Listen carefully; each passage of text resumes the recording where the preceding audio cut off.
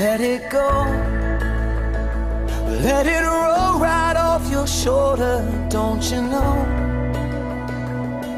The hardest part is over, let it in. Let your clarity define you in the end. We will only just remember how it feels. Our lives are made in these small hours, these little wonders, these twists and turns of fate. Time falls away, but these small hours still remain.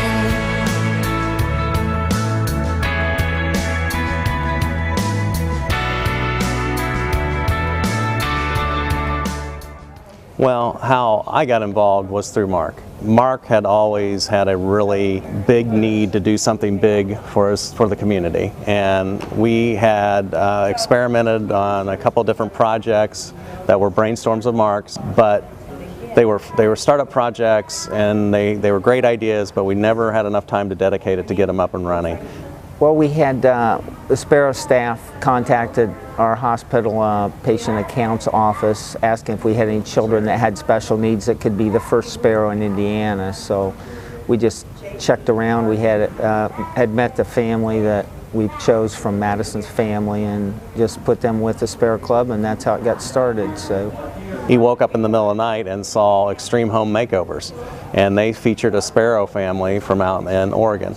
And that's where Mark said, wow, this is what I want to do. And through his persistence of calling for about 6 months, they finally invited him to come out. And because they're a small organization, they're in Central Oregon, they were getting inundated with phone calls from the show, and through Mark's persistence, they invited us out. And what is your job? What is your profession? Well, I used to be a custodian for the Hamilton County Jail, but I'm actually separated, going through a divorce, and their mom moved out in July. I ended up losing my job because I ran out of family time that I could take time off of work. So that's what I used to do, but now I'm just a stay-at-home dad. she's just such a sweet little girl. Her family is very caring for her, her dad, her brother, and she had some specific special needs that kind of touched everybody's heart in our office. And the family just such a good-hearted family that we felt like she was a great candidate for this. When did she get diagnosed with her disease? Before she was born, like in a blood test, they found out because the spinal fluid, they done some kind of test and they determined that there's an issue because of the level was high. Right after, well, she has a shunt in her head because she has hydrocephalus. It's a fluid that on the brain that doesn't, get rid of it by itself. She has to have a tube to do it for her. And she's had several surgeries on her legs to kind of help straighten them out because since she hasn't been walking much, they haven't been growing. They've been kind of growing crooked. So they've done several surgeries with both of them. Back a little bit. We met Madison in December, and we wanted the Leadership Academy to meet Madison first to build that connection, so they could start getting some ideas and have the more personable towards her and her family. So they got to meet her in December. So when they came back after holiday break, they'd been thinking and brainstorming, and we sat down that first week and they just had tons of ideas. And we actually had to tone it down quite a bit because they're amazing. So they have some great creative ideas. So they put together what they thought Promise Road was about. So they put together what was going to be in that video. They organized what they wanted as part of the program, and then we divided up the parts and they did it. So they really were a part of all of it, and we as adults, it was the counselor, myself as the principal, and the assistant principal facilitated putting it all together. And we went out there spent 3 days in Oregon.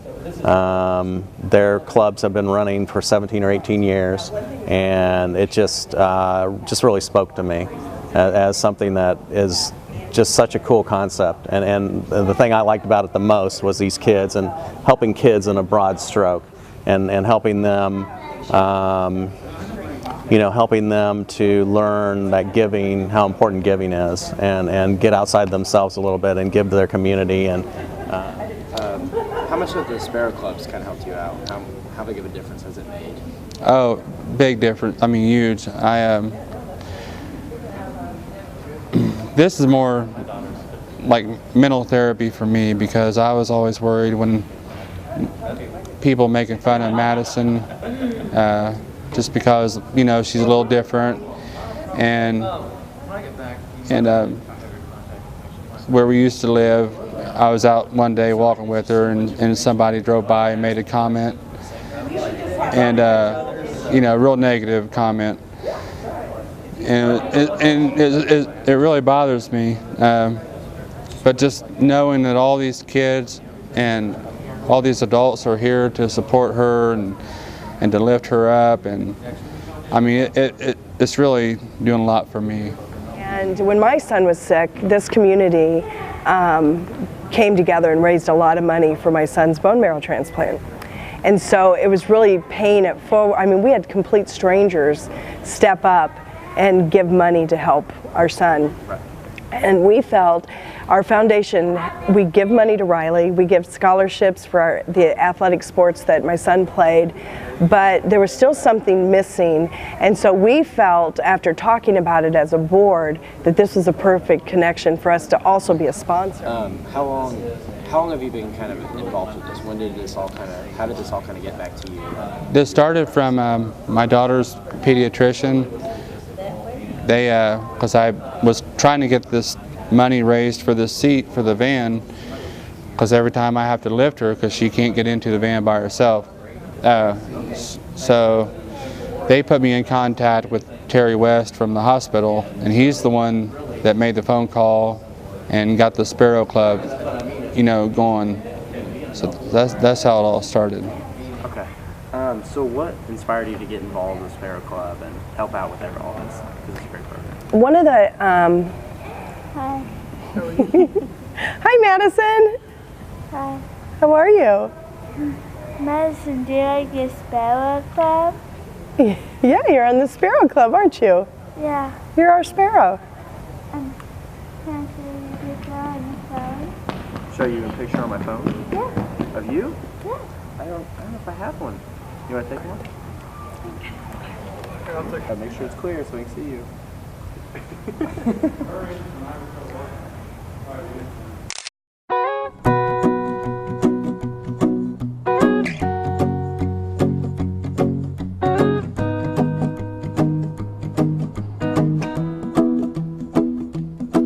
Well, you done me, and you bet I felt it. I tried to beat you, but you're so hot that I melted. I fell right through the cracks. Now I'm trying to get back.